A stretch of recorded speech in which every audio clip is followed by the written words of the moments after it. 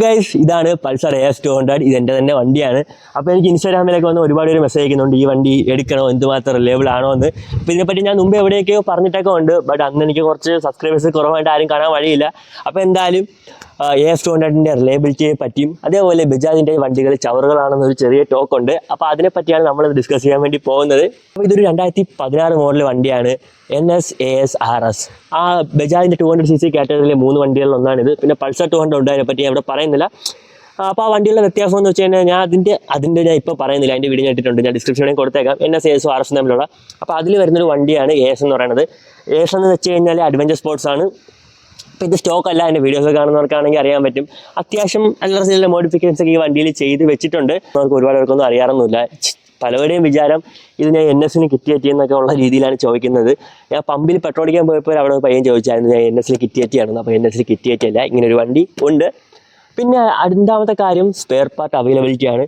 അപ്പോൾ NSഉം RS ഒക്കെ ഉള്ളിടത്തോളം കാലം ഈ ഒരു വണ്ടിക്ക് സ്പെയർ പാർട്സ് കിട്ടും. ഇതിൻ്റെ എല്ലാ പാർട്സും ഈസിലി അവൈലബിൾ ആണ്.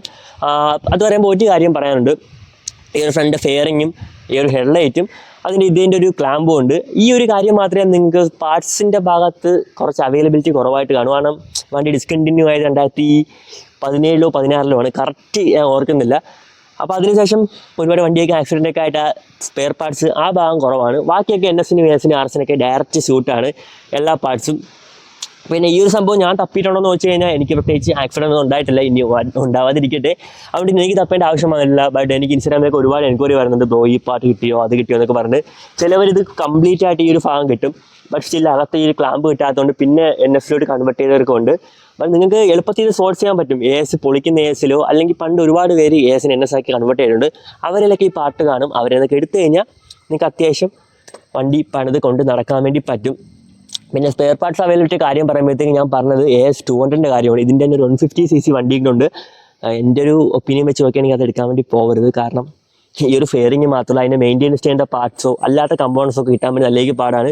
ചിലവർ പറയും കിട്ടുന്നൊക്കെ ഉണ്ടെന്ന്, ബട്ട് സ്റ്റിൽ കുറവാണ്. ഇപ്പോൾ എല്ലാം കിട്ടിയാലും ചില നെക്ക് സാധനങ്ങൾ കിട്ടാത്തതുകൊണ്ട് വണ്ടി കയറ്റി വെച്ചേക്കുന്നവരൊക്കെ ഉണ്ട്. എനിക്ക് ഇൻസ്റ്റാഗ്രാമിൽ ഒരുപാട് പേര് മെസ്സേജ് അയക്കുന്നുണ്ട്. അപ്പോൾ നിങ്ങളെ AS 150 ഒക്കെ ഉണ്ടെങ്കിൽ നിങ്ങൾക്ക് എന്തെങ്കിലും അനുഭവം നിങ്ങൾക്ക് പാർട്സിനെ പറ്റി ഉണ്ടായിട്ടുണ്ടെങ്കിൽ ഒന്ന് കമൻറ്റ് ചെയ്തേക്ക്. കാരണം കയറി കാണുന്നവർക്ക് അത് കുറച്ച് യൂസ്ഫുൾ ആയിട്ട് തോന്നും. അപ്പോൾ ഇത്രയാണ് AS200ൻ്റെ കാര്യം. പിന്നെ ഇതിൻ്റെ മൈലേജ് എന്ന് വെച്ച് കഴിഞ്ഞാൽ എനിക്കൊരു 35 to 40 റേഞ്ച് ആവറേജ് കിട്ടുന്നുണ്ട്. പിന്നെ ഹൈവേയിലൊക്കെ കയറി അത്യാവശ്യം പൊളപ്പിക്കാതെ നല്ല രീതിക്ക് ഒരു 60-70 റേഞ്ച് ഓട്ടിച്ച് കഴിഞ്ഞാൽ എനിക്കൊരു 45 എബോവ് മൈലേജ് കിട്ടും. പിന്നെ NSനും RSനും ഒക്കെ മൈലേജ് 35 പറയുകയാണെങ്കിൽ ഇതിന് കമ്പനി പറയുന്ന മൈലേജ് തന്നെ 44 അടുപ്പിച്ചുണ്ട്. അപ്പോൾ ഇതിനെപ്പറ്റി എത്ര പേർക്ക് അറിയുമെന്ന് എനിക്കറിയില്ല. ഞാൻ ഈ ഇടയ്ക്ക് റീസെൻ്റ്ലി നോക്കിയപ്പോഴാണ് ആ ഒരു സാധനം ഇതിൻ്റെ മൈലേജിൻ്റെ കാര്യം ഞാൻ കണ്ടത്. പിന്നെ ഇതിൻ്റെ പവർ എന്നൊക്കെ ചോദിച്ചു കഴിഞ്ഞാൽ ഒരു 200cc വണ്ടീനെ കമ്പയർ ചെയ്യുമ്പോൾ അത്യാവശ്യം പവറൊക്കെ ഇതിനുണ്ട്. പിന്നെ പവർ എന്ന് വെച്ചാൽ ഒരു RC200 തോപ്പിക്കൊന്നും ഞാൻ പറയുന്നതൊന്നുമില്ല. അതും ഇത് ഓട്ടിക്കുമ്പോഴത്തേക്ക് നല്ല ഇനിഷ്യൽ വ്യത്യാസമുണ്ട്. ഫൈനൽ ടോപ്പ് എൻഡിൽ ഇത് ഇപ്പോൾ അതിനെ പൊട്ടിച്ച് കയറിപ്പോകും. കാരണം RCക്ക് KTM വണ്ടികൾക്കൊക്കെ ടോപ്പ് എൻഡ് കുറച്ച് കുറവാണ്. RCയും ഡ്യൂക്കും ഇത് ഓട്ടിക്കുമ്പോൾ നല്ലേക്ക് വ്യത്യാസമുണ്ട്. അതിപ്പോൾ ഞാൻ വ്യത്യാസം ഇല്ലെന്ന് പറഞ്ഞാലും അവന്മാരെ വീഡിയോയിലൊക്കെ പോയി കമൻറ്റ് ഇട്ട് നടന്നിട്ട് ഒരു കാര്യമില്ല. അവരൊരു വണ്ടിയുടെ ഒരു കാപ്പബിലിറ്റി ഉണ്ട്, അത് അക്സെപ്റ്റ് ചെയ്തിട്ടേ കാര്യമുള്ളൂ. പിന്നെ ഈ RSും RCയും തമ്മിൽ കമ്പയർ ചെയ്യുമ്പോൾ ചെറിയൊരു സ്പ്ലിറ്റ് സെക്കൻഡ് മാത്രമേ ആ ഇൻഷ്യലിൽ വ്യത്യാസം കാണൂ. ബാക്കി NSും ASും ഒക്കെ വെച്ചിട്ട് RCയുടെ ഒക്കെ കമ്പയർ ചെയ്യണമെങ്കിൽ ചെറിയ രീതിക്ക് നിങ്ങൾക്ക് അറിയാൻ പറ്റുന്ന രീതിയിൽ വ്യത്യാസം കാണും. അത് അത്യാവശ്യം ഓട്ടിക്കാരുന്നവർക്ക് മനസ്സിലാവും. പിന്നെ ഞാൻ ഈ ഒരു വണ്ടി യൂസ് ചെയ്തിട്ട് ഒരു 3 to 4 years അടുപ്പിച്ചായിട്ടുണ്ട്. എൻ്റെ ഇത് വെച്ചിട്ട് ഇതിന് കോമൺ ആയിട്ട് പറഞ്ഞ കംപ്ലയിൻസ് ഒന്നുമില്ല. ചിലവരൊക്കെ ഈ ഒരു AS ഡിസ്കണ്ടിന്യൂ ചെയ്തതിൻ്റെ കാര്യം എഞ്ചിൻ പരമായിട്ട് എന്തോ കംപ്ലയിൻ്റ് ഒക്കെ ഉണ്ടെന്നാണ്. അപ്പോൾ എനിക്ക് അങ്ങനെയൊന്നും ഫീൽ ചെയ്തിട്ടൊന്നുമില്ല. ഈ ഒരു വണ്ടി 4 വർഷം കൊണ്ട് പറയേണ്ട ആൾമോസ്റ്റ് എല്ലാ പണിയും ഞാൻ ചെയ്ത് ഇപ്പോൾ ഈ ഒരു കണ്ടീഷനിലോട്ട് വണ്ടി കൊണ്ടുവരിക. ഇനി ടയറിൻ്റെ വർക്ക് മാത്രമേ പെൻഡിങ് ഉള്ളൂ. ഞാൻ ഉടനെ ചെയ്യുകയാണെങ്കിൽ അപ്ഡേറ്റ് ചെയ്യുക. പിന്നെ ഈ ഒരു സീറ്റ് NS AS RS ഒക്കെ ഉള്ളവർക്ക് യൂസ്ഫുൾ ആയിരിക്കും. എല്ലാവരുടെയും ഇത് കീറിക്കഴിഞ്ഞാൽ ഒരു നോർമൽ പ്ലെയിൻ സീറ്റൊക്കെ അടിക്കുന്ന, ബട്ട് നിങ്ങൾക്ക് ഈ ഒരു സെയിം മെറ്റീരിയലിനെ സോൾവ് ചെയ്ത് അടിക്കാൻ പറ്റും. ഞാൻ ക്ലിപ്പ് ആഡ് ചെയ്തേക്കാം. അപ്പോൾ ആ വീഡിയോ എൻ്റെ ചാനൽ തന്നെ മുമ്പേ കിടപ്പുണ്ട്, വേണമെങ്കിൽ ഒന്ന് ട്രൈ ചെയ്യാം.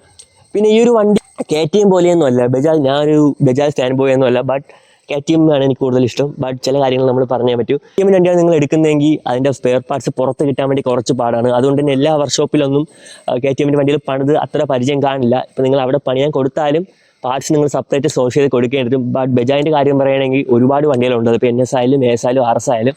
അപ്പോൾ പാർട്സ് ആൾമോസ്റ്റ് എല്ലാ സ്പെയർ പാർട്സ് കടയിലും ഇതിൻ്റെ പാർട്സ് നാളേക്ക് കിട്ടും. അതേപോലെ തന്നെ വെളിയിൽ നല്ല രീതിക്ക് പണിയുന്ന ആൾക്കാർക്ക് അത്യാവശ്യം എല്ലാ സ്ഥലത്തും ഇതിൻ്റെ കമ്പോണൻസുമായിട്ടൊക്കെ വർക്ക്ഷോപ്പിലെ മെക്കാനിക്കുകൾ എല്ലാം ഫെമിലിയർ ആയിരിക്കും. അതുകൊണ്ട് എല്ലാ വർക്ക്ഷോപ്പിലും ഈ ഒരു വണ്ടികൾ പണിയും. ഞാനൊന്നും പ്രത്യേകിച്ച് കുഴപ്പമൊന്നുമല്ല, പക്ഷേ നിങ്ങൾ നല്ലൊരു മെക്കാനിക് കണ്ടുപിടിക്കണം. പിന്നെ ഇതിൽ അഡീഷണൽ ആയിട്ട് ഒരുപാട് ഫീച്ചേഴ്സും ഇലക്ട്രോണിക്സ് ഒന്നും ഇല്ല. അതുകൊണ്ട് തന്നെ നിങ്ങൾക്ക് തന്നെ അത്യാവശ്യം വണ്ടി എടുത്തു കഴിഞ്ഞാൽ അത്യാവശ്യമുള്ള പരിപാടികളൊക്കെ മെയിൻറ്റെയിൻ ചെയ്ത് പോവാം. പിന്നെ ഒരുപാട് കമ്പോണൻസ് ഒന്നും ഇല്ലാത്തതുകൊണ്ട് ഒരുപാട് അങ്ങ് ഇലക്ട്രിക്കൽ പരമായിട്ടുള്ള കംപ്ലയിൻ്റ് ഒന്നും കിട്ടില്ല. നിങ്ങൾ അതിൻ്റെ ഓയിലിങ്ങിലൊന്നും പിടിക്കാൻ ഇരുന്ന് കഴിഞ്ഞാൽ മാത്രം മതി. അത്യാവശ്യം 2 ഫ്യൂസൊക്കെയാണ് വരുന്നത്. അപ്പം നിങ്ങൾക്ക് ഫ്യൂസൊക്കെ മാറാനും അത്യാവശ്യം നിങ്ങളെ കൊണ്ട് പറ്റുന്ന രീതിയിൽ ഈ ഒരു വണ്ടി മെയിൻറ്റെയിൻ ചെയ്യാനും പറ്റും. മെയിൻ്റനൻസ് കോസ്റ്റ് നോക്കുകയാണെങ്കിൽ ജാൻ്റെ വണ്ടികൾക്ക് മെയിൻ്റനൻസ് കോസ്റ്റ് കമ്പാരിറ്റീവ്ലി കുറവായിരിക്കും. കാരണം സ്പെയർ പാർട്സിനൊക്കെ നല്ലതായിരിക്ക് റേറ്റ് കുറവാണ്. ഞാൻ ഇത് ഒരുപാട് വീഡിയോയിൽ പറഞ്ഞിട്ടുണ്ട്. ഇതിൻ്റെയൊക്കെ ബ്ലാക്ക് പാൻ 250 രൂപ. ഇവനൊരു FC-യുടെ കോൺസെപ്റ്റിന് 2000 രൂപ ആകുന്ന സമയത്ത് ഇതിൻ്റെയൊക്കെ കോൺസെപ്റ്റിന് വെറും 480 രൂപയാവും. അതുകൊണ്ട് ആൾമോസ്റ്റ് എല്ലാ പാർട്ടിനും അത്യാവശ്യം റേറ്റ് കുറവുള്ള വണ്ടി തന്നെയാണ് ബജാജ്. അപ്പോൾ ഇതൊക്കെ പറയാൻ വേണ്ടി ഞാൻ ഒരു പ്രൊഫഷണൽ മെക്കാനിക്കെ കാണുമെന്നൊക്കെ നിങ്ങൾ ചിലവർക്കൊക്കെ ചോദിക്കാൻ വേണ്ടി തോന്നും. കാരണം കുറച്ച് ഹേറ്റേഴ്സ് ഒക്കെ ഉണ്ടായിരിക്കും അത്യാവശ്യം. അപ്പോൾ വീഡിയോ ഇഷ്ടപ്പെട്ട് കാണുന്നവരെ കൂടുതൽ ഹേറ്റേഴ്സ് ആണെങ്കിൽ നമ്മളെ വീഡിയോ ഫുൾ ഇരുന്ന് കാണും. അപ്പോൾ ഈ ഒരു 4 വർഷം ഈ ഒരു വണ്ടി ഓടിച്ചും ഇതിലുള്ള ആൾമോസ്റ്റ് പണികളൊക്കെ സ്വന്തമായിട്ട് ചെയ്തും എന്ന് കിട്ടിയ ഒരു എക്സ്പീരിയൻസ് ആണ് ഞാൻ ഇതിൽ ഷെയർ ചെയ്യുന്നത്. ഇതിനെപ്പറ്റി ഞാൻ ഏതൊക്കെ വീഡിയോയിൽ സ്പെയർ പാർട്സിനെ പറ്റി കിട്ടിയിട്ടുണ്ട്. ബട്ട് എല്ലാം കൂടെ ചേർത്ത് ഒത്തിടാമെന്ന് വിചാരിച്ചു. അടുത്ത ടോപ്പിക്ക് ഈ ഒരു ബജാജിൻ്റെ വണ്ടിയിൽ ചിലവർ ചവറെന്നൊക്കെ പറയുന്നുണ്ട്, ഡോമിനോറിനെയും പൾസേഴ്സിനെയൊക്കെ. അവർ മെയിനായിട്ട് പറയുന്ന കാര്യമാണ് ഈ വണ്ടിയുടെ ഒരു ചെയിൻ അടി. ചിലവന്മാരൊക്കെ നല്ല രീതിക്ക് ചെയിൻ ലൂബൊക്കെ ചെയ്യും. ബട്ട് അവന്മാർ ചെയ്യാത്തൊരു കാര്യമാണ് ചെയിൻ സ്റ്റാക്ക് അഡ്ജസ്റ്റ് ചെയ്യാത്തത്.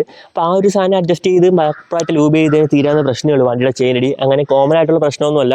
അപ്പോൾ പ്രോപ്പറായിട്ട് വണ്ടി മെയിൻറ്റെയിൻ ചെയ്യാത്ത കൊണ്ടാണ് ആ ഒരു ചെയിൻ അടിയൊക്കെ വരുന്നത്. ഇപ്പോൾ എൻ്റെ വണ്ടിയുടെ കാര്യം എടുക്കുകയാണെങ്കിൽ ഈ ഒരു ചെയിൻ സ്പ്രോക്കറ്റ് തന്നെ ഞാൻ ഒരു 10,000 കിലോമീറ്റർ അതോ ഇതിനും 12,000 കിലോമീറ്റർ മുകളിൽ അടുപ്പിച്ച് ഓടിയിട്ടുണ്ട്. എൻ്റെ വണ്ടിയിൽ നിന്ന് ഒരു നോയ്സ് പോലും ഇല്ല. എനിക്ക് എന്തായാലും ഒരു ആവറേജ് ഒരു 18 to 20,000 കിലോമീറ്റർ എൻ്റെ ചെയിൻ സ്പ്രോക്കറ്റ് ലൈഫ് കിട്ടുന്നുണ്ട്. തലേക്ക് മെയിൻറ്റെയിൻ ചെയ്താൽ അതിൽ കൂടുതൽ കിട്ടും. ചിലവർക്ക് 30,000 ഒക്കെ കിട്ടുന്നുണ്ട്. ഇതെനിക്ക് ഈ സ്പ്രോക്ക് നല്ലതായിരിക്കും മെയിൻറ്റെയിൻ ചെയ്ത് കൊണ്ടുവരികയാണ്. ആദ്യം വണ്ടി എടുത്ത സമയത്ത് ഞാൻ ചെയിൻ സ്റ്റാക്ക് അഡ്ജസ്റ്റ് ചെയ്യാൻ കുറച്ച് നാൾ ഓടിയത് എനിക്ക് പണിയിട്ടതാണ്. ഇപ്പോൾ എന്തായാലും ഇത് ഞാൻ നല്ലതായിരിക്കും മെയിൻറ്റെയിൻ ചെയ്ത് കൊണ്ടുവരുന്നതാണ്. ഇതൊരു 30,000 ഒക്കെ അടിച്ചിരുന്നെങ്കിൽ കൊള്ളായിരുന്നു. അതേപോലെ തന്നെ വേറൊരു കാര്യം ഫെയറിംഗ് വൈബ്രേഷനാണ്. അപ്പോൾ നിങ്ങളൊരു R15 V4 അല്ലെങ്കിൽ KTM RC ഒക്കെ വെച്ച് നോക്കുകയാണെങ്കിൽ ഇതിൻ്റെ ഫെയറിങ്ങിന് കുറച്ചുകൂടെ വൈബ്രേഷൻ കൂടുതലാണ്. കാരണം യമഹയിലും KTMിലൊക്കെ അത്യാവശ്യം റബ്ബർ ഫെയറിങ്ങിൻ്റെ ഇടയിൽ ബുഷിങ് കാണലൊക്കെ ഉള്ളതുകൊണ്ട് അത്രയും ഒരു വൈബ്രേഷൻ കിട്ടില്ല.